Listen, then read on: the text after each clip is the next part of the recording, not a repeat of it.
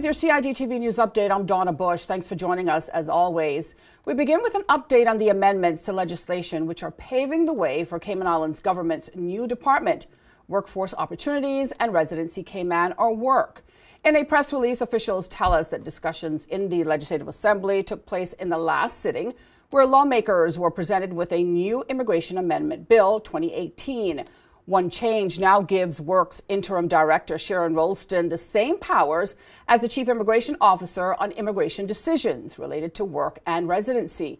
A bill for a law to amend the Immigration Law 2015 revision in order to provide for amendments to the grant of residency and employment rights certificate to extend the powers of the chief immigration officer to the Workforce Opportunities and Residency Cayman Department, to provide for amendments to the right to apply for exemptions for specialist caregivers, to take away the time limit for certain persons to apply for the right to be Caymanian, to provide for the establishment of a tribunal to hear appeals against the refusal of applications for asylum, to provide for the procedure for carrying out appeals to the tribunal, and for incidental and connected purposes. The question is that the title do stand part of the bill. All those in favor, please say aye.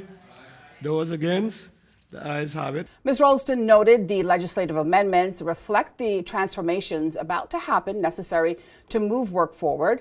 It's important to remember that the current employment and residency systems are going through a complete redesign, Ms. Rolston explained. Therefore, the first set of changes in the legislation is necessary to enhance and streamline the current immigration processes.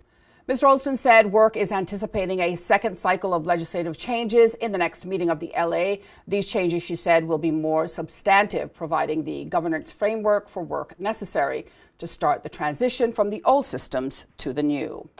Meantime, with just a few weeks left over the summer holidays, and before the summer holidays are over, the Civil Service Association is starting its annual back-to-school drive. Now, thousands of civil servants who are part of the association will benefit from the drive. CIGTV executive members give their time and efforts each year to maintain the office, pack and distribute the supplies, and much more, so that the process is as seamless as possible. Now, CIGTV members are asked to bring their identification and latest pay slip indicating they're members. The office will open from 1 to 6 p.m. That's from Monday, the 30th of July to August the 3rd. If you're picking up for someone else, you must provide a note giving permission along with their identification and pay slip as well. The Civil Service Association has been doing the back-to-school drive for its membership since 2010. Well, the Cayman Islands Monetary Association has released in-depth information on home foreclosures. CIMA is advising all individuals with residential mortgages to take heed of things that you should know, including recognizing early signs of financial trouble, such as serious illness, losing your job, or going through a divorce, which are all unexpected traumatic events that could impact your ability to make your mortgage payment. CIMA officials say it is important to act immediately and proactively to seek a solution, as well as to contact your bank immediately. For a list now of frequently asked or general questions regarding home foreclosures, you can go online to CIMA's website. That's cima.ky. Again, that's cima.ky. Well, Cayman squash teams sees back-to-back wins at the 23rd Central American and Caribbean Games in Barranquilla, Colombia. One day after winning bronze medals in the women's doubles division and the mixed doubles division, Cayman squash team returned to the courts for the latest round of games in the men's qualifiers. Cayman went up against Trinidad and Tobago. First up on the court was Jason Kelly, who won 3 out of 5 rounds against his Trinidad and Tobago opponent, giving Cayman its first win in the qualifiers. Next on the court was Cameron Stafford, who would go on to win all 3 of his matches. The last men's competitor was Julian Jervis, who also won his 3 games to help secure Cayman's spot in their group.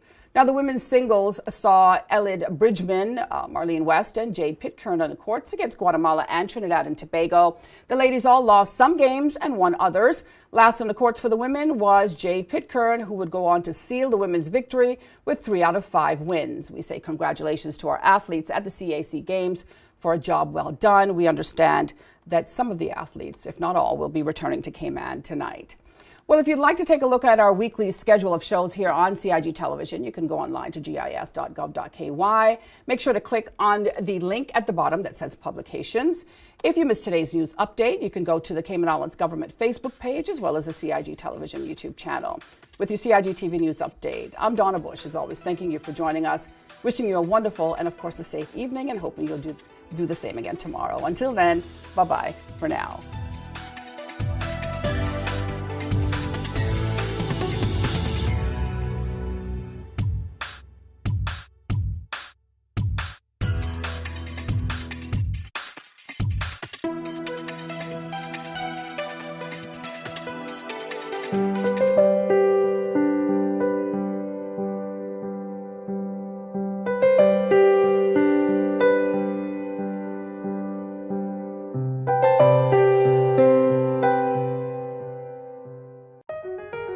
Did you know that planning permission is required for a shed?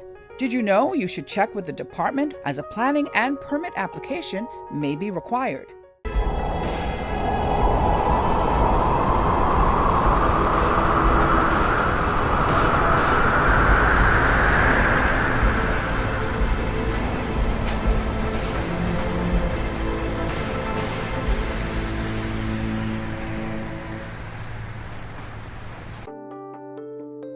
Did you know planning permission is required to clear land by mechanical means?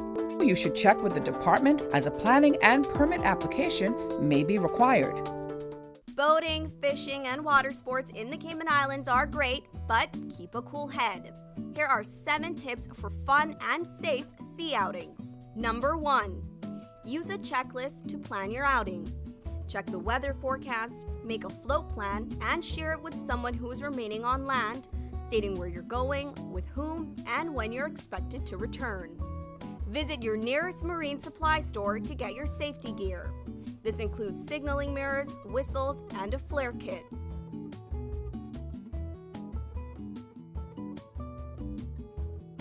It's also very important to have onboard flotation devices and life vests for each person. There are different types of vests. Some are for water sport activities such as snorkeling, and others are for going on offshore boating or on fishing trips. Number 2. These items can be lifesavers in case of an accident or bad weather. Number 3. Use a motor kill switch, especially if you're boating alone. In case of a leak or breakdown, always stay with the boat until help arrives. If you capsize, an emergency beacon or locator device can send a distress signal to inform the authorities of your location. Larger flares will indicate distress to a boat, airplane, or search and rescue officials. Number 4. In addition to sunscreen, food, and beverages, it would be smart to have a cell phone. Make sure your marine radio works. Cayman's boaters use Channel 16 to communicate. Number 5. Also, don't forget your anchor and sufficient rope. Number 6. Boat operators should be familiar with the local waters and reefs, as well as the capabilities and functions of the vessels they are using. Always obey the rules of the sea and the marine environment, and have courtesy for others. Number 7. Alcohol and salt water do not mix, especially if you're the captain. Some useful contact numbers are 911.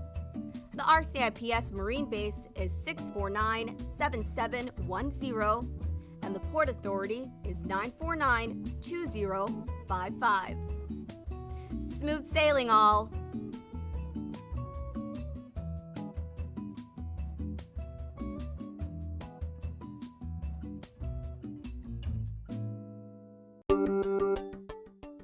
Did you know that planning permission is required for an addition, alteration, or any material change to your house? The 10% rule no longer exists. Did you know you should check with the department as a planning and permit application may be required?